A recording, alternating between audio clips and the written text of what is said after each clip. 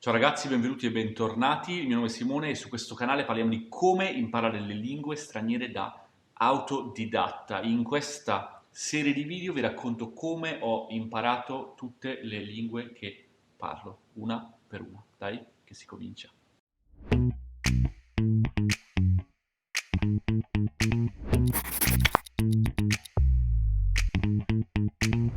Ed oggi ragazzi è il turno del tedesco. Il tedesco io l'ho imparato in Germania, sono arrivato in Germania senza parlare una singola parola di tedesco e poi l'ho imparato poco a poco. Alla fine della mia permanenza in Germania, esattamente 2 anni, 24 mesi, stavo praticamente lavorando in tedesco, parlando con i colleghi in tedesco, lavorando con il mercato tedesco e relazionandomi in giro durante la vita quotidiana in tedesco. Che cosa ho fatto per imparare la lingua? All'inizio, appena arrivato in Germania, come capita a molti expat, l'azienda mi ha fatto fare un mini corso di tedesco nella scuola chiamata Berlitz. Ora, Berlitz è una scuola ma è anche un metodo, il metodo che utilizza Berlitz per imparare le lingue è basato sulla lingua target, ovvero 100% in lingua target, niente traduzioni, niente nessun'altra lingua, diciamo. Quindi rifacendomi al mio solito input comprensibile, il metodo Berlitz praticamente si rifà a questo.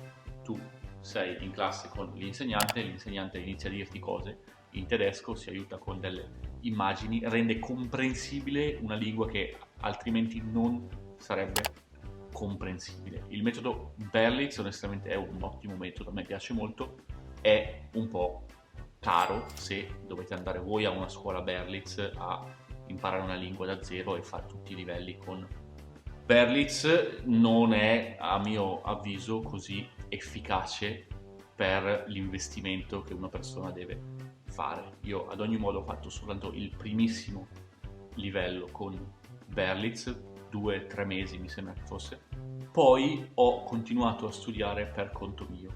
Che cosa ho fatto? Ho iniziato a leggere un sacco di roba semplificata, quindi sia per bambini, libri per bambini, ma anche fumetti, manga. Mi ricordo che mi sono letto tutto Dragon Ball che avevo preso alla biblioteca comunale, che è un ottimo modo. Se siete in un paese e volete imparare la lingua del posto, andate in biblioteca, non compratevi, noleggiate dei libri per bambini o dei libri semplificati, ok? Perché vi aiuta molto a migliorare la lingua ed è di nuovo gratuito, completamente gratuito il metodo. Qual è l'unico limite dei libri per bambini? Spesso le parole che imparate sono un pochino infantili, parole per bambini, o magari imparate tutti gli animali che sono assolutamente inutili per, diciamo, parlare una lingua in modo fluente. Però in termini di input comprensibile ci siamo. In termini di input interessante dipende da voi ragazzi. A me piaceva Dragon Ball, mi ricordava un po' i tempi della scuola, no? Passati a vedere Dragon Ball in televisione, quindi è stato carino, è stato interessante e con i fumetti uno può vedere delle immagini, aiuta moltissimo. Allo stesso tempo avevo impostato tutti i miei aggeggi elettronici in tedesco, avevo il computer in tedesco, avevo il telefono in tedesco, Facebook in tedesco, Gmail in tedesco, qualunque cosa in tedesco. Questo io poi l'ho chiamato il metodo della full immersion. Nella descrizione di questo video trovate il link al PDF in cui vi spiego esattamente come applicarlo in dettaglio. Ho continuato poi a fare un corso, ho fatto un test online e mi hanno detto oh, ok Simone, il tuo livello a questo punto è circa un B1, quindi sono andato diciamo grazie a Berlitz da A0 a A1, poi da solo ho fatto A1, A2, A2, B1. Al B1 mi sono iscritto a un corso invece a In Lingua, il metodo è praticamente lo stesso di Berlitz, sono un pochino i due concorrenti, potremmo dire, queste due scuole.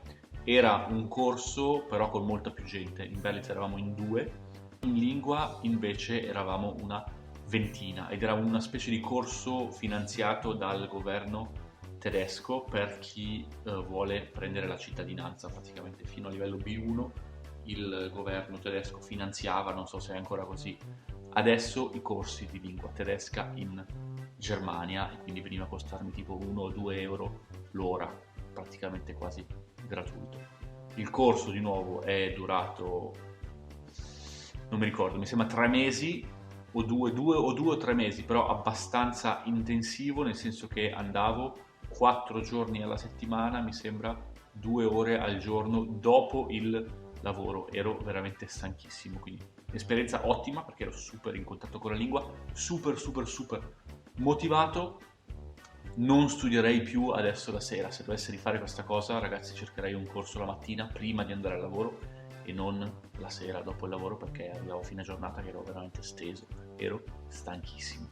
Quindi ottima l'esperienza, però veramente, cioè per 2 mesi e mezzo, 3 non ho praticamente vissuto. Andavo a lavoro tutto il giorno, andavo a fare il corso di tedesco e toccavo il letto e collassavo più o meno, no? Al tempo stesso, ragazzi, io uso sempre tantissimo la musica come input, comprensibile, quindi mi leggo i testi, mi ascolto la musica, ma anche per restare in contatto con la cultura e in termini di motivazione, perché inizi a capire qualche parola all'inizio, poi capisci sempre più parole, poi capisci ancora più parole, quindi super interessante. Vedete che se io penso adesso a quelli che ho chiamato le 8 regole d'oro per imparare una lingua, date un occhio alla playlist se non l'avete vista.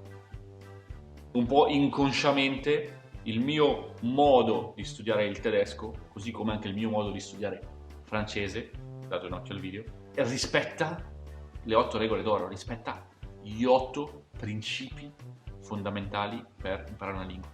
Quindi di nuovo, non c'è un metodo unico, ma ci sono dei principi. Se rispettiamo questi principi, possiamo imparare una lingua con successo. Dopo il corso di B1 sono andato avanti a studiare di nuovo per conto mio, un po' da autodidatta, principalmente grazie alla lettura. Ho iniziato a leggere libri, mi ricordo di aver letto Murakami in tedesco, un paio di libri suoi, mi ricordo di aver letto un libro di una qualche scrittrice tedesca contemporanea veramente pessimo, infatti l'ho iniziato a leggere e poi ho smesso.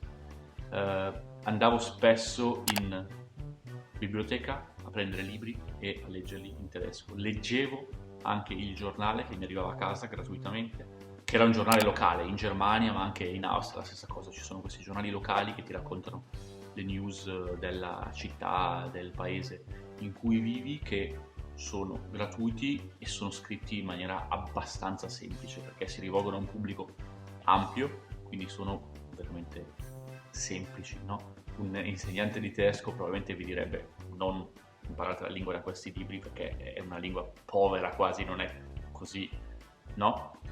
Invece va benissimo se vogliamo trovare contenuto che sia in qualche modo un po' comprensibile, ok? In tedesco io credo di non aver comprato mai un singolo libro, mi sono comprato Assimil in tedesco molti anni più tardi perché ho iniziato a fare coaching alle persone che imparano il tedesco e amo Assimil. Adesso la prima cosa che faccio è comprare Assimil e quindi lo uso con i miei studenti. Quindi ho fatto questo per qualche mese, libri, e già cercavo di interagire con i colleghi, mandare email, cercare di usare il tedesco il più possibile.